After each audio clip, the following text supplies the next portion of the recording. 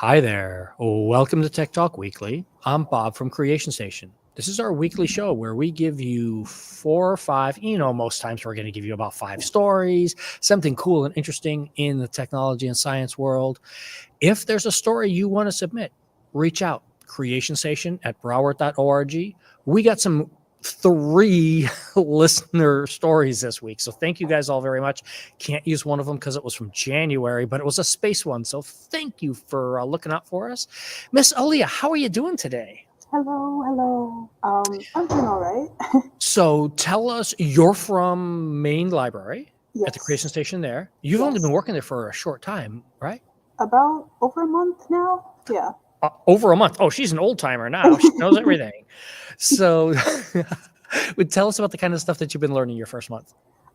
So I'm very much more tech averse. But it's been very interesting at least learning about 3D printing and a whole bunch of different programs and software available for everyone to use. Completely free, by the way, as well. Obviously, I'm sure everyone here knows or is familiar maybe. But it's very interesting seeing all the different possibilities for, general creation. So, Yeah, it's a pretty awesome. And yeah, we do tons. You've seen how much we print there now, huh? Yes. Yeah, it's a pretty crazy thing. Mm-hmm. So 2 stories that I said got submitted that I wanted to cover this week. One I'm not going to, but it probably will make next week's show. I'm not going to give away too much of it, but I need to do a little bit of more research on some chemical compounds before I can promise that I understand what the story really is. And it just came out this morning, so it still counts for next week because we only do the last 7 days worth of stories, so we're going to count it for next week. Okay. And the other one was the women in space flight Blue Origin. The way I have phrased this to several people is that it's problematic. What did you think about that? I only briefly heard about it more recently. I didn't really care that much or really hear much about it beforehand in the first place. So I'm like, okay, little promo thing for something. I don't know. See, and that's it, right? It should be something like, this is really cool. We are just regularly launching people into space. Admittedly, it's a very short little flight. They're in actual space. They pass the internationally agreed line that you have now entered international space. They did do that. They're in outer space for 30 seconds, 90 seconds, whatever it is, and then they come back down. So it's not a long time. It's just up and down like a 10-minute flight. Right. Is it called low Earth orbit, I believe? Yeah, exactly. That's my thing. You should start counting these when you do an orbit.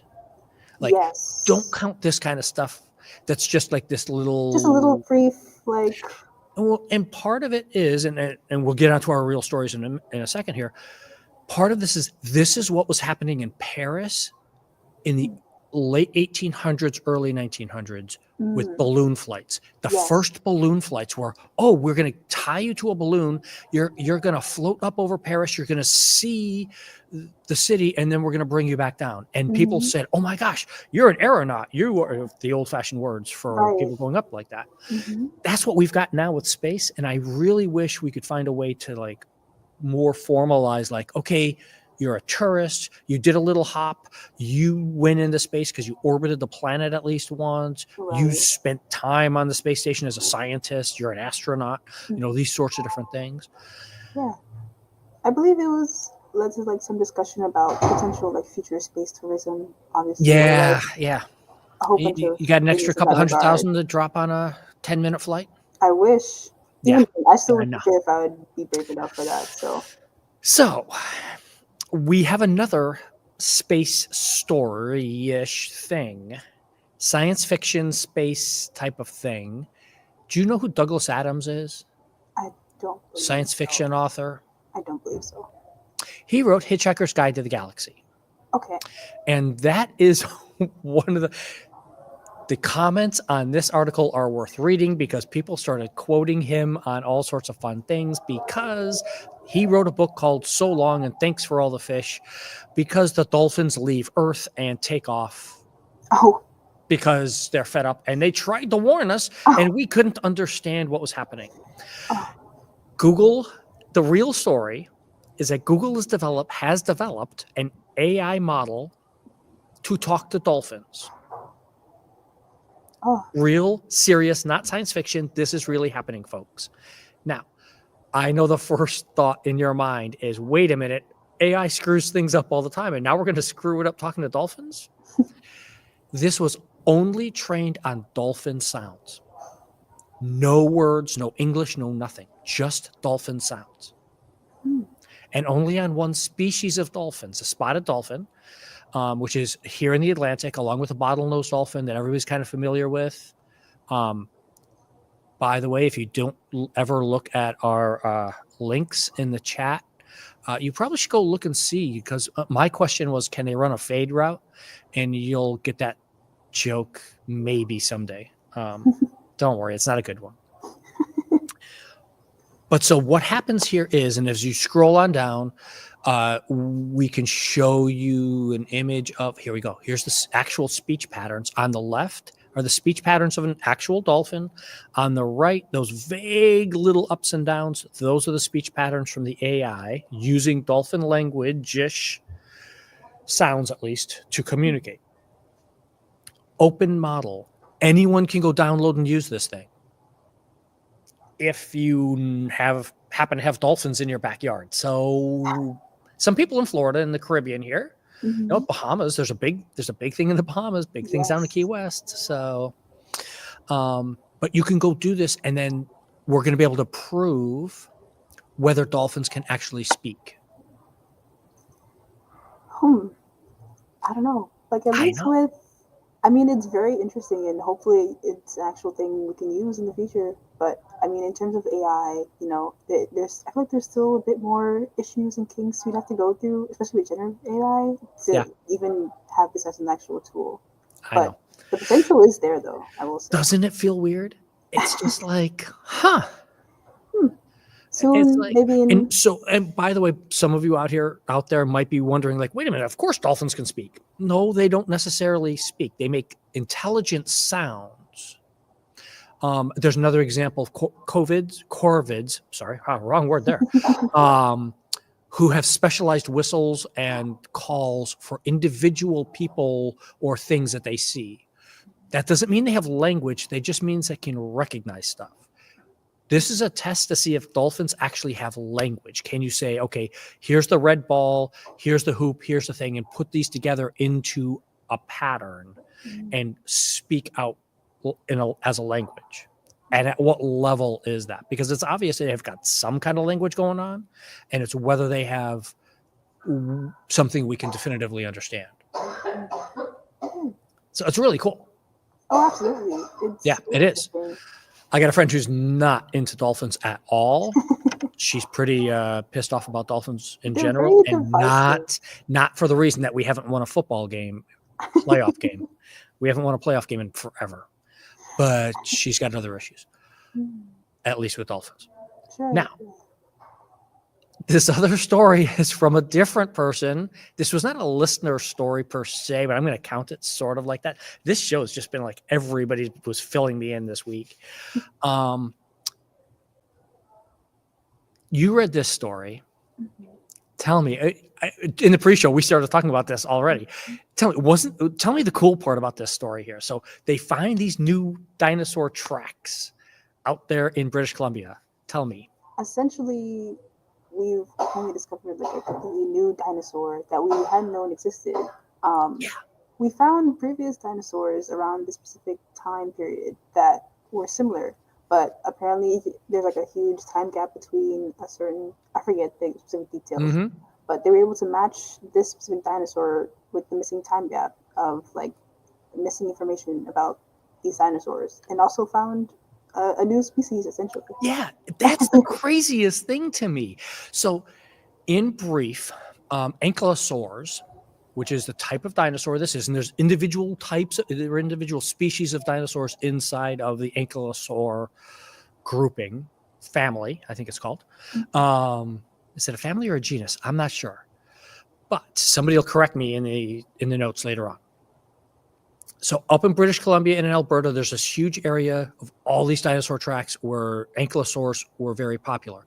And they've been able to track and find the two different types. Ones are three-toed, some are four-toed. It depends on what their tail is. If you've got a heavier, bigger club for a tail, you have three toes. If you don't, you have four toes, I think. Or did I just get that?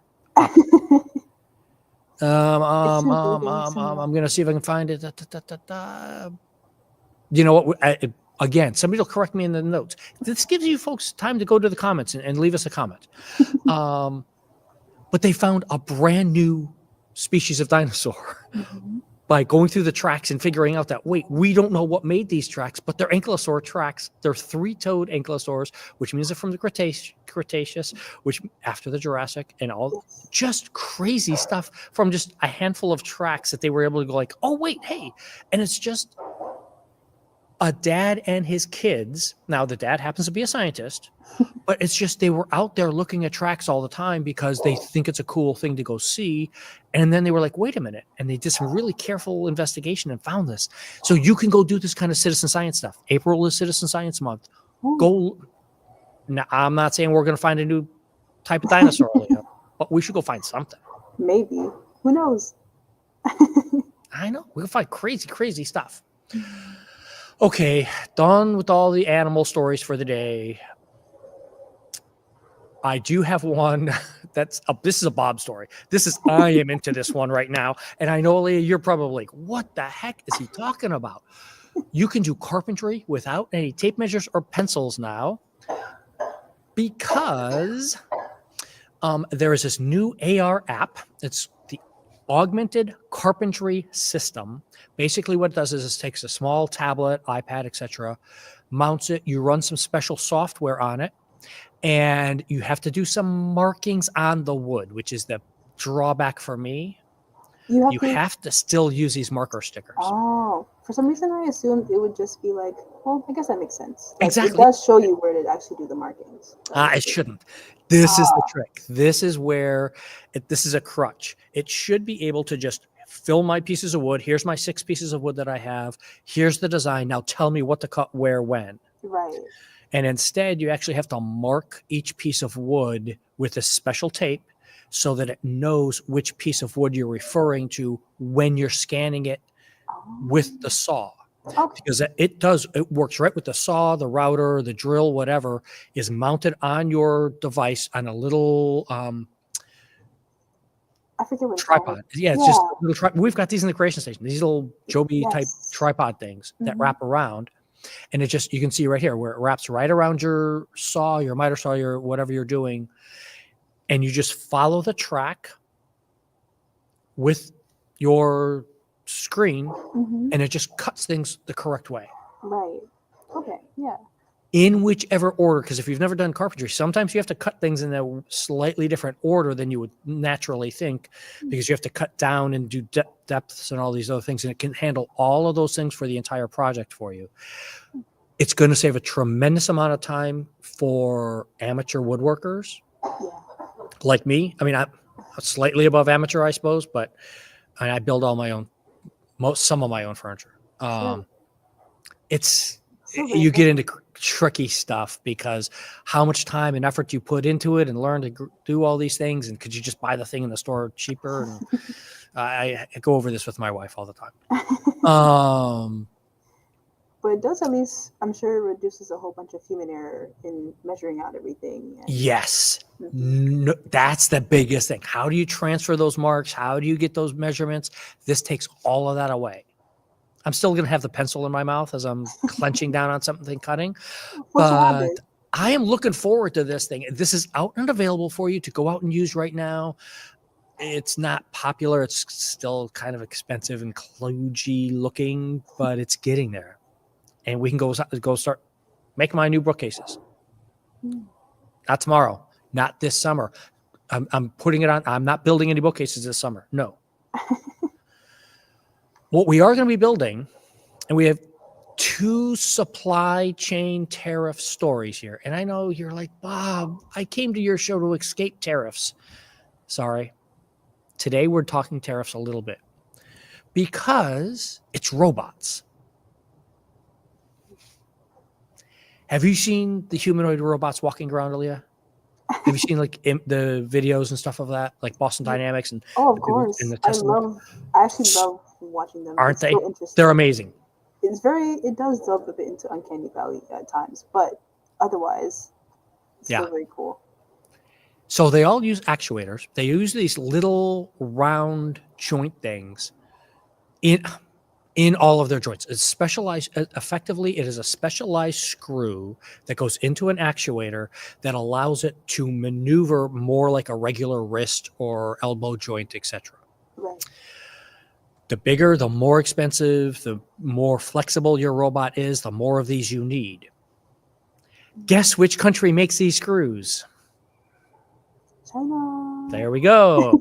So some countries, the United States is one of them, is excelling at the software of being able to manipulate and do things and tracking and utilizing all the different pieces into making these humanoid style robots really work well. They need all the parts to make them, and currently, as probably everybody knows, China is the manufacturing capital of the world right now to make some of this precision stuff. And because of tariffs, now China's keeping these screws to themselves and not sending them out. And so it means those robots that you thought were coming later this year, that several companies announced, are not going to be coming right now because the tariffs are stopping the screws from arriving in the United States. But the flip, the shiny side, we're going to be positive on this story. The good news on this is it means China's developing these screws further and better and smaller and more durable, so that instead of buying these and then having to buy different newer ones in another year, we're going to be able to just buy the bigger, better ones anyway. Sure. Smaller, better ones, not bigger, better ones. Yeah. Smaller, better ones. Mhm. So maybe. So these are going to be things that are really coming along. And then to pair that up is Rest of World, one of the best, great website. Everybody here should be familiar. If you've listened to our show before, you know I quote this site all the time. They've got a great story this week. They've been following the whole tariff thing all along. Really good economic stuff there. But this one here is more along the lines of our last story. Where are these parts coming from? What are you going to do with these parts? How are you going to get them? And Vietnam is the place. Maybe. Perhaps. Don't know. And if you've read any of the other stories and seen anything out there, you know Vietnam's a major shoe capital of the world. We're not talking about shoes. Sorry, Aaliyah. Are you into sneakers? I'm not into sneakers. I got my basic little runners, and that's it. Yeah. So here's the thing.